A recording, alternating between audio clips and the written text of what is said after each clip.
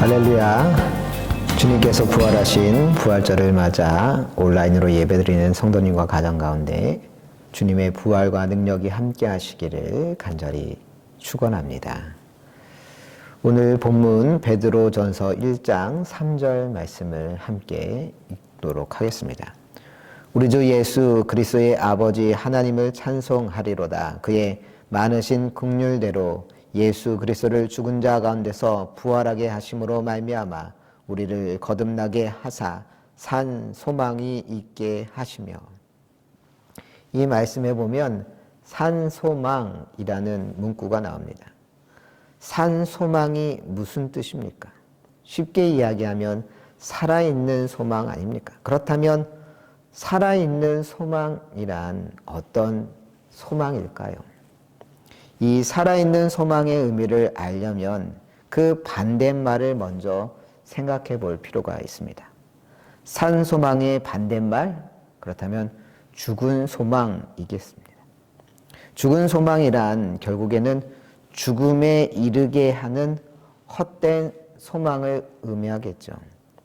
그러면 구체적으로 어떤 소망이 죽은 소망일까요? 예를 들면 도박 같은 것 아니겠습니까? 사실 모든 도박은 파멸에 이를 수밖에 없습니다. 확률적으로 파산할 수밖에 없게 설계되어 있다는 것이죠. 그런데도 왜 사람들은 도박에 손을 대는 것일까요? 헛된 기대 때문입니다. 혹시 내게 큰 행운이 와 엄청난 이득을 얻게 되지 않을까라고 하는 헛된 소망, 죽은 소망 때문에 도박에 빠져드는 겁니다. 우리나라 정선에 가면 카지노가 있지 않습니까? 이 카지노에는 몇 가지 특징이 있다고 하는데 그 중에 첫 번째가 바로 창문이 없다는 점입니다. 왜 창문이 없을까요? 창문이 있으면 지금 대략 몇 시인지 알 수 있지 않겠습니까? 그래서 오히려 창문을 모두 없애므로 지금 몇 시인지도 모른 채 그저 도박에 빠져 계속 그곳에 있도록 하기 위하여 창문을 모두 없애버린다는 겁니다. 또한 두 번째로 숙소가 상대적으로 저렴합니다. 예전에 미국 서부 지역에 있는 교회들을 탐방하는 프로그램에 참여한 적이 있는데 가이드하는 목사님이 숙소를 어디다 얻었느냐? 라스베가스 한복판, 그것도 1층에 큰 카지노가 있는 피라미드 모형으로 생긴 그런 호텔에 얻은 겁니다. 그래서 며칠 동안 목사님들이 다 그 1층에 카지노가 있는 호텔에서 묵었었습니다. 처음에는 이해가 안 갔습니다. 왜 굳이 그 많은 호텔 중에서 카지노가 있는 호텔을 예약한 걸까? 목사님들에게 한번 땡겨볼 수 있는 기회를 주기 위하여 특별하게 배려를 한 걸까 싶었지만 알고 보니 다른 이유가 있었습니다. 그저 카지노가 있는 호텔이 그 부근에서 가장 저렴했기 때문이었습니다. 왜 그 좋은 호텔이 저렴했을까요? 일종의 호텔을 미끼 상품처럼 사용하는 것이죠. 숙박료가 저렴하니까 카지노에서 마음껏 놀고 가라, 그런 겁니다. 이때 또 깜짝 놀랐던 게 뭐냐? 아침 8시쯤에 이제 교회 탐방을 위하여서 숙소에 나오다가 깜짝 놀랐습니다. 1층 카지노에 아침 8시에 사람들이 여전히 빼곡하게 있었다는 점이었습니다. 그 사람들이 아침 일찍 일어나 새벽에 일어나 그곳에 카지노에 갔던 것일까요? 아니죠. 밤부터 카지노에서 도박을 하다가 날을 새버린 겁니다. 그래서 다들 충혈된 눈으로 갬블 머신 앞에서 영혼 없는 얼굴로 쭉 앉아있는 걸 보고 적지 않게 충격을 받았던 적이 있습니다. 카지노의 특징 중 하나가 또 하나 주변에 장기 주차된 차량이 많다는 점이라 합니다. 왜 그럴까요? 도박하다가 돈이 떨어지면 전당포에 가서 뭘 맡기느냐? 차를 맡기는 겁니다. 차를 저당 잡히고 돈을 빌려서 다시 또 도박하는 거죠. 그렇게 해서 도박을 하면 돈을 딸까요? 잃을까요? 열이면 열. 대부분의 사람은 그렇게 차를 전당포에 맡겨 빌린 돈으로 도박을 해도 또 다시 잃게 됩니다. 그러다 보니 카지노 주변엔 버려두고 가는 차들이 그렇게 많다는 거죠. 이런 일들은 다 산 소망이 아닙니다. 죽은 소망인 겁니다. 그런데 사람들은 이런 죽은 소망이 진짜 소망인 줄 착각하며 살곤 합니다. 어떤 이들은 자식들에게 너무 많은 소망을 두는 경우도 있습니다. 하지만 자식들에게 소망을 두는 것도 산 소망이 아닙니다. 예전이야 자식들이 부모를 끝까지 봉양했었고 그걸 당연하게 여겼지만 요새 어디 그렇습니까? 그저 속 안 썩이고 자기 앞가림만 알아서 잘하면 그게 효도인 겁니다. 뭐 대단하게 바랄 게 없는 겁니다. 어떤 분이 저에게 그러시더군요. 목사님은 걱정이 없으시겠어요? 그래서 왜냐고 물었더니 자식이 4명이나 있으시잖아요. 그러니 이 다음에 걱정이 없으시겠어요?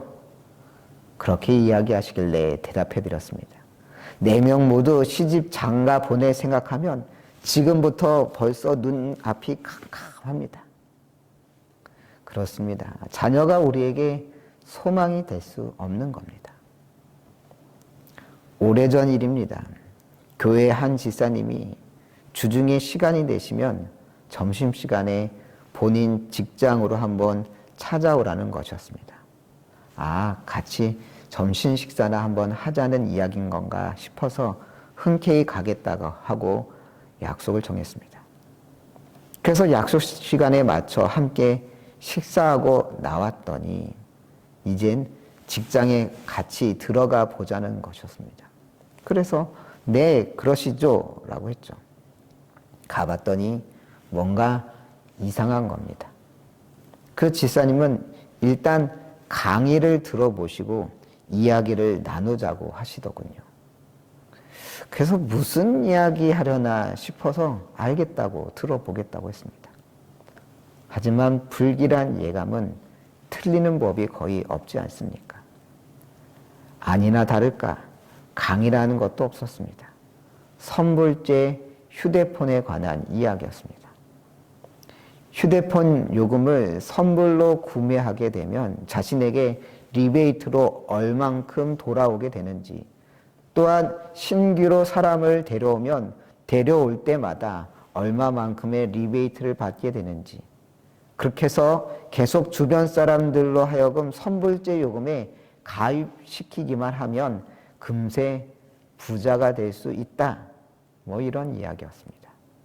쉽게 이야기해 다단계였던 거죠. 강의가 끝나더니 이제는 1대1로 한 명씩 안내해 준다는 것이었습니다. 그러면서 제게 한 중년 남자분이 오시더니 자신을 소개하는데 깜짝 놀랐습니다. 본인도 목사라는 거였습니다. 목사지만 재정적으로 도움을 받고자 여기서 일하고 있다고. 그러면서 저에게 재정적으로 넉넉하지 않을 텐데 이 선불제 휴대폰 사업에 함께하면 목회하는데 많은 도움을 얻게 될 거라고 이야기하더군요. 이야기를 듣는데 너무 기분이 상했습니다.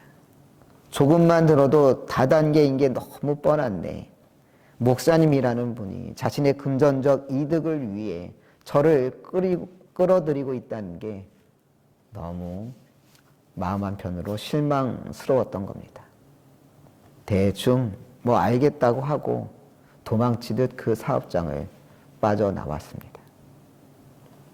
우리가 잘 분별하지 않으면 신앙인 척하면서 죽은 소망을 붙잡고 살아갈 수 있는 겁니다. 아무리 자신에게 금전적으로 이득이 된다 해도 할 수 있는 일이 있고 해서는 안 되는 일이 있지 않겠습니까? 다단계가 산 소망인 겁니까? 목회에 도움이 된다고요? 금전적으로 도움이 될 수는 있지만 그게 목회는 아닌 것이죠. 그건 결코 산 소망이 아닌 겁니다. 죽은 소망을 산 소망인 척 하는 거죠. 우리는 조심해야 합니다. 죽은 소망에 끌려다녀서는 안 됩니다. 죽은 소망을 산 소망인 양 여겨서도 안 됩니다. 그렇다면 참된 산 소망은 무엇일까요? 다시 한번 3절 말씀을 읽어보도록 합니다. 우리 주 예수 그리스도의 아버지 하나님을 찬송하리로다. 그의 많으신 긍휼대로 예수 그리스도를 죽은 자 가운데서 부활하게 하심으로 말미암아 우리를 거듭나게 하사 산 소망이 있게 하시며. 이 말씀에서 산 소망은 무엇이라고 이야기하고 있습니까? 산 소망은 바로 주님이 부활하셨다는 사실인 줄로 믿습니다. 왜 주님의 부활이 산 소망일까요? 부활이 참된 소망이 될 수 있는 것은 그 앞에 고난의 십자가가 있었기 때문입니다. 부활의 고난이 없으면, 십자가의 고난이 없으면 부활의 기쁨도 없는 겁니다. 지난 한 주간 고난주간 특별 새벽 기도회가 있었습니다. 특별히 이번 고난주간 특별 새벽 기도 때는 할렐루야 찬양대에서 특송을 함께 해줘서 더욱 알찬 그런 특별 새벽 기도회가 되었던 것 같습니다.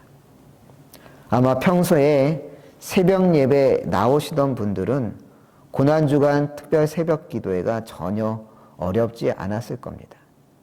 하지만 문제는 평소에 새벽에 일어나지 않던 분들이겠죠. 그분들은 지난 한 주간만큼 힘든 한 주간도 없었을 겁니다. 저희 집도 난리였습니다. 아이들 4명 모두 데리고 나오는 일이 말처럼 쉽지 않은 일이었습니다. 무엇보다 새벽에 아이들을 일찍 깨우기 위하여 일찍 잠을 청해야 했습니다. 그래서 어떤 날은 무려 저녁 6시 30분에 불 다 끄고 커튼 치고 함께 자자고 했습니다. 잤을까요? 못 잤을까요? 아무리 저희 집이 일찍 자버릇했다 하더라도 6시 30분에 잠이 오겠습니까? 그런데 놀랍게도 6시 30분에 누우니까 잠이 오더군요. 저도 깜짝 놀랐습니다.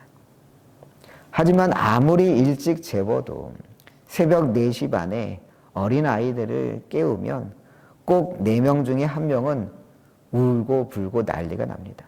아빠, 졸려, 눈이 안 떠져, 나 안 나갈 거야. 거의 매일 새벽마다 아이들을 어르고 달래서 겨우겨우 새벽 예배에 참석시켰습니다. 왜 아이들이 힘들어 하는데도 새벽 기도회에 어떻게든 데리고 나왔느냐? 고난주간이었기 때문입니다. 고난주간은 예수님이 고난당하신 주간 아닙니까? 그렇다면 주님을 따르는 자들이라면 어떻게 해야 할까요? 당연히 그 고난에 아주 조금이라도 동참해야 하는 일 아니겠습니까? 다른 건 할 수 없어도 그래도 매일 새벽 세상 모든 사람들이 잠들어 있는 시간 주님을 위해 피곤한 육신을 이끌고 새벽 예배에 나오는 일만큼은 해야 하지 않나 싶어서 아이들 모두 데리고 어떻게든 새벽 기도에 참석했던 겁니다.